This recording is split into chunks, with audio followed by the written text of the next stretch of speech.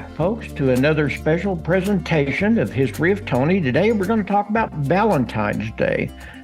You know, we're all aware of what Valentine's Day is. I mean, if you're just like me, you can remember the days as an elementary student when you went to school for shoebox and you decorated it and you had Valentines. You would exchange them with your classmates. And of course, we all hope we get that special Valentine from that special girl or boy that kind of made our hearts tingle just a little bit faster. Sometimes we did, sometimes we didn't. And of course, as we grew up, particularly for us men, it became almost obligatory to surprise our wife or girlfriend with the special bouquet of flowers, red roses preferred. And if you were really good, you always gave her a red heart-shaped box of chocolates just to show her love and devotion. They, in turn, would hopefully make us maybe some heart-shaped cookies and maybe make us a special meal, serve some red wine. You know, these are days that we all remember very well as young people. But have you really ever wondered where in the world this all started? Who was Saint Valentine? He had to be somebody out there that inspired this day. So that's what we're going to do today. We're going to try to answer these questions for you, exactly how Saint Valentine's Day developed into, this monstrous holiday that it is today. So, like I said, we can all remember these days, smiling young faces were homemade Valentine boxes, exchanging Valentines, days of innocence, right? Well, who was Saint Valentine? Well, probably the best reason that we have to think, and it's it's a little fuzzy back in these days, but there was a third century Christian martyr by the name of Valentine or Valentinus that made the namesake of the modern holiday. This is at least the story that has come down through church lore, church tradition. He was supposedly a priest in Rome, and he would often marry Roman soldiers. That was something the current emperor did not want to have happen because he thought that married soldiers did not make good soldiers. So he tried to keep his soldiers from marrying. And Valentine, this priest of the early church, would marry them. Now, legend says the soldiers always knew who to find because he would wear a purple amethyst ring engraved with the Cupid. So he could be identified easily. Well, the emperor, Claudius II, around 269 AD, the story goes, found out about this, had him in prison, and while he was in prison, the emperor came to see him and asked him exactly what he was trying to do.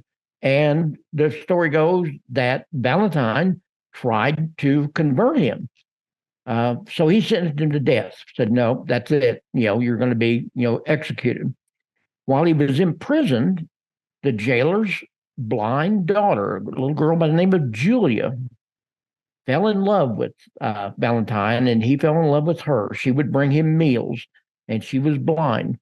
And through his teachings, he was able to convert her to the Christian faith. The story goes that upon her conversion, a miracle occurred and that she regained her sight. That impressed her family so much that all 46 members of her family converted to the faith. Well, legend further states that on the night before his execution, Valentine wrote Julia a final love letter and signed it, "Your Valentine," thus becoming the first Valentine card in history. Now, how much of this is true and how much of it is not it's really not for sure. There's no historical evidence to support this, but this is church tradition. His remains were reportedly buried sometime later at a church in Rome, and it's said that Julia planted a pink blossom almond tree near his grave. The almond tree has come down to us today as a symbol of love and friendship. So that's who St. Valentine was. Now, there are people that believe that the remains of St. Valentine no longer reside in Rome, but are to be found in Dublin, Ireland. And here's that story. Around the 1800s, there was an Irish priest by the name of Father John Spratt. And apparently he was a very famous preacher and, a very accomplished one. And he came to the attention of the Pope Gregory the 16th.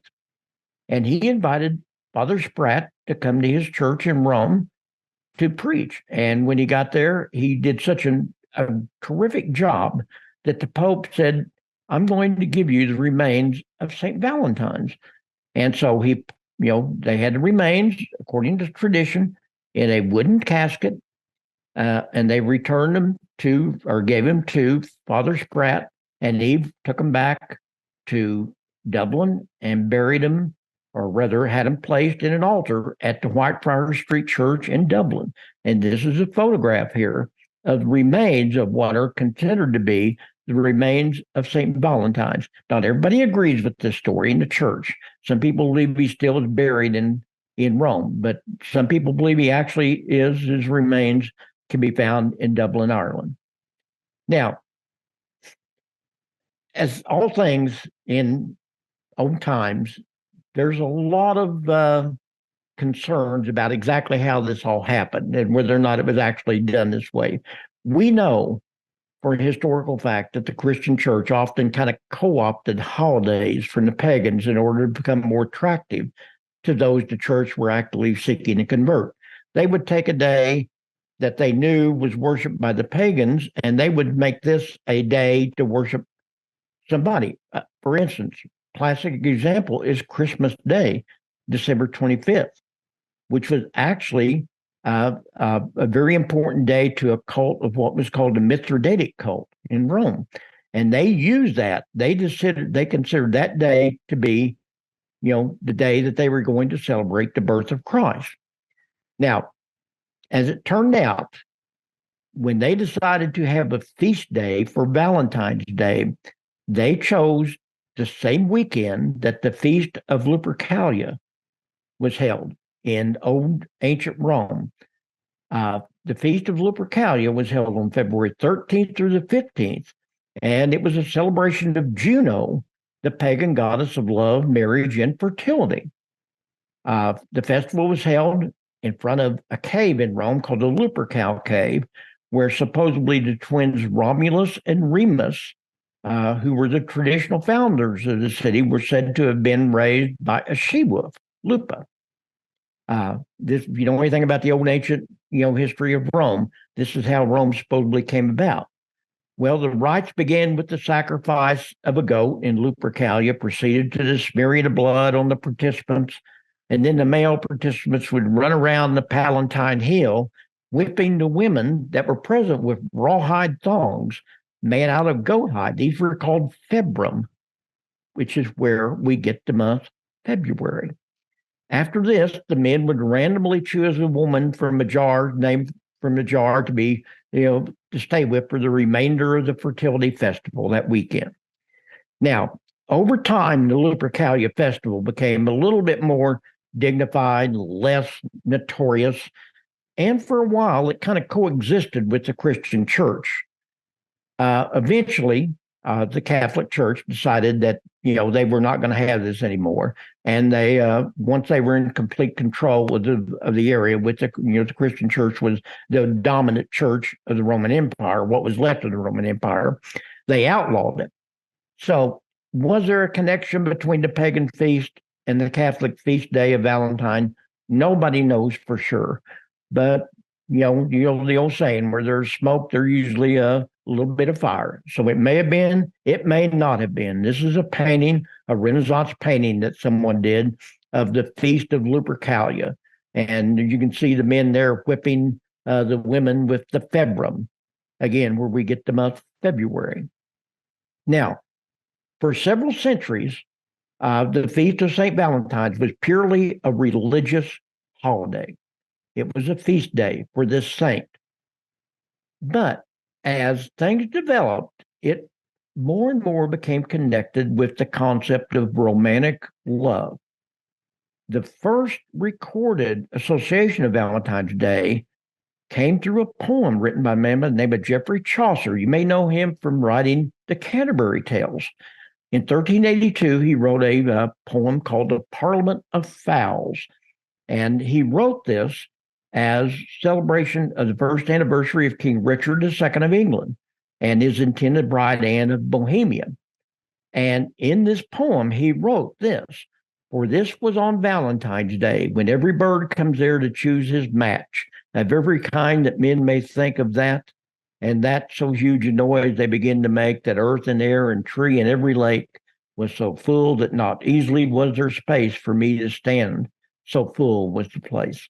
In other words, he's basically, saying that this was a matchmaking day, for these birds. And he was making this poem as a kind of, allegory for the anniversary of King Richard II and his intended bride. So that's kind of the first connection between St. Valentine's Day as a religious feast day and romantic love. And here's Chaucer again with his the cover of the big long poem. Like I said, we know him better for the Canterbury Tales, but this is also one of his more famous poems. Now, it was a couple hundred years later that we again see the connection with St. Valentine's and romantic love. This time it came about through Shakespeare. I think we're probably all familiar with the play Hamlet. And in Hamlet, there is a very misguided young lady by the name of Ophelia, who in Act 4, Scene 5 states, "Tomorrow is St. Valentine's Day, all in the morning be time, and I am made at your window to be your Valentine." Then up he rose and donned his clothes and doffed the chamber door, let in the maid that out a maid never departed more.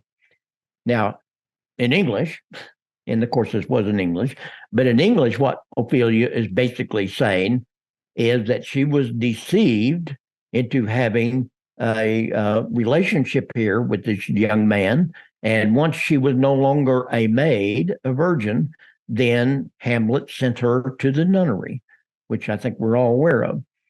A couple decades later, century later, some other English poets by the name of John Donne and Stedman Spencer also mentioned Valentine's Day in connection to romantic love in their writings as well. In fact, it was Spencer who wrote the most familiar Valentine's poem of all time when he wrote, "The rose is red, the violet's blue, the honey is sweet, and so are you." If you're familiar with 60s music, you probably remember this as being the basic lyrics for a very important song by the name of "Roses Are Red, Violets Are Blue" by Bobby Vinton. And this is exactly where these lyrics come from. Here's another painting of the concept of romantic love that was really developing in the 17th and 18th century. But it would be the 19th century that Valentine's Day really began to expand. This is when the Victorian age is when Valentine's Day really began to develop into a full-blown holiday as opposed to a religious feast day. The earliest known Valentine's Day cards that we have were handmade somewhere in the 19th century. And, there was becoming more and more of them as this whole concept of romantic love developed. Historians say that in 1835, there were over 60,000 handmade Valentine cards were sent out. And the next year, or at least a couple of years later, a few years later, in 1840, they had postage stamps. And that's when it really escalated. They said in 1840, there were over 400,000 Valentines sent in England alone. Wasn't too many decades after that a candy company by the name of Cadbury, I'm sure you've all heard of that, began producing fancy boxes full of chocolates in the shape of a heart for Valentine's Day. So you can see in Victorian England, this holiday is just growing and growing by leaps and bounds. Valentine's Day soon spread throughout the non-English speaking world. It was purely an English speaking holiday in the beginning, as a romantic love. And then it began to spread. In Latin American countries, they call it Day of Lovers, while in many Asian countries, it's known as the Lovers Festival. For instance, in Japan, surprisingly enough, only women give men dark chocolate treats on Valentine's Day. Men then return the favor on what's called White Day, where they give women white chocolate. So it's kind of a reciprocal type thing. Muslim countries, of course, have pretty much outlawed the holiday. More religious countries like Iran, Indonesia, Saudi Arabia, Pakistan pretty much banned Valentine's Day. There's a few moderate countries like Singapore that have embraced it, but for the most part, it's been pretty much banished in most of the Muslim countries. Now, sure enough, it would be left up to the Americans to put the finishing touches on turning Valentine's Day into a massive business, making it the third most lucrative holiday on the calendar. You know, if we Americans can do anything at all, it's we're going to make money off something. And sure enough, we developed a situation where we decided we were going to make money off Valentine's Day. Here are some examples of some Victorian handmade Valentines. This one here on your left is an example, and the one on the right. This is the oldest known handmade Valentine that we have. It recently sold at auction for about £5,000. So it's it's an English made thing. I don't know if you can read this or not, but it says, "Farewell, you sweet and turtle dove. On you alone I fixed my love. And if you never more can be mine, forever can I never can no comfort find." So that was the first known Valentine that we have any idea of, at least. So let's look at Valentine's Day in America now. In the U.S., just as in Victorian England, the earliest Valentine cards were handmade until a lady by the name of Esther Howland began to mass produce cards out of her father's Worcester, Massachusetts bookstore in 1848. She was having to contend with the English cards, and she decided she wanted to one up them, and make her Valentine's cards more, enjoyable. So she spared no expense. She used lithographic pictures. She used embossed paper lace to make the cards that even in those days sold for over $100 in today's currency. God, can you imagine that? I mean, I freak out when I go to the store and have to buy a card and I have to pay $4 or $5 for now. Imagine back in these days, they were paying over $100 in today's currency for a Valentine's card. Now, obviously, these were only for the very wealthy and the well-to-do. So there wasn't a really big deal until the early 20th century. That's when the Hallmark Card Company out of Kansas City began to mass produce Valentines. And originally, they bought their Valentines from other companies. 1915, a big fire occurred, and they decided they were going to start making their own Valentine's card. And they absolutely came to dominate the Valentine card situation, as they do almost every other kind of greeting card. Hallmark Card Company is still the biggest card company in America. And again, leave it to the Americans. Ironically, the day we celebrate love in America is unfortunately often remembered by many of us for one of the most violent criminal acts in American history.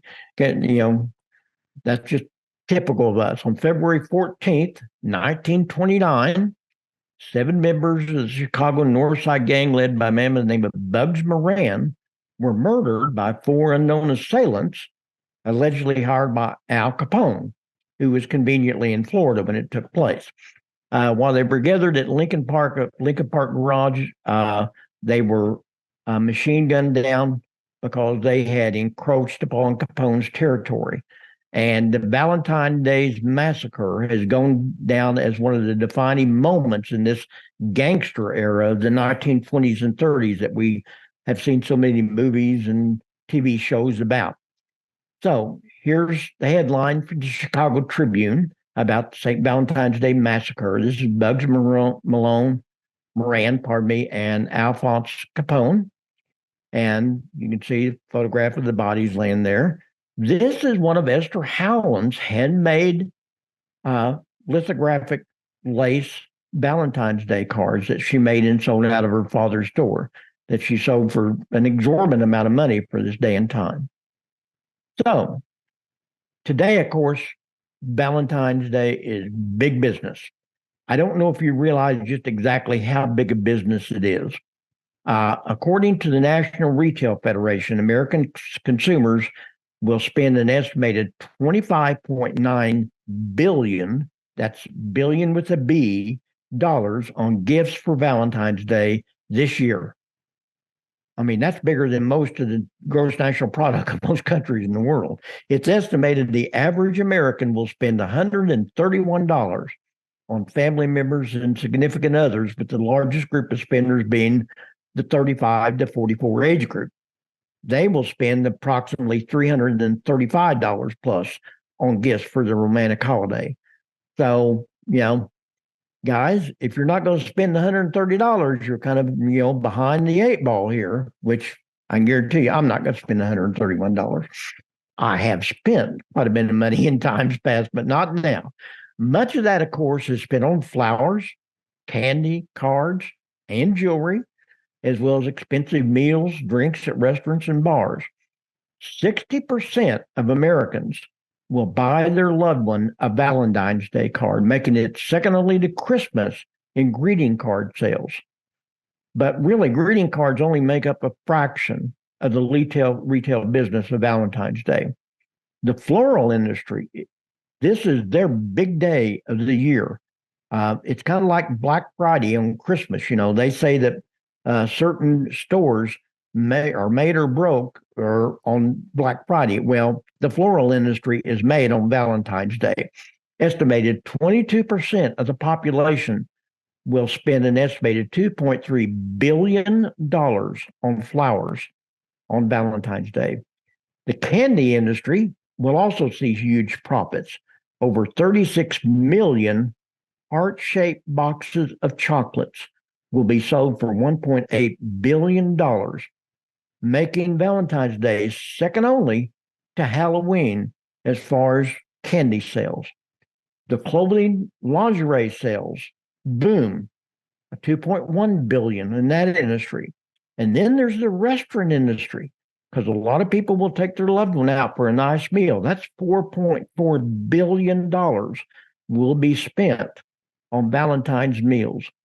But the big winner in all this is jewelry.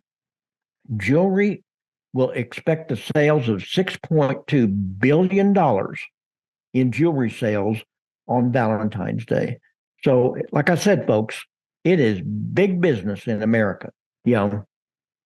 So I thought a good way to end this presentation was to listen to a song by one of the most important and romantic singers of all time, Frank Sinatra. He recorded one of the best Valentine's Day songs that I can think of, My Funny Valentine. So let's listen to Frank Sinatra, and then we will close with that.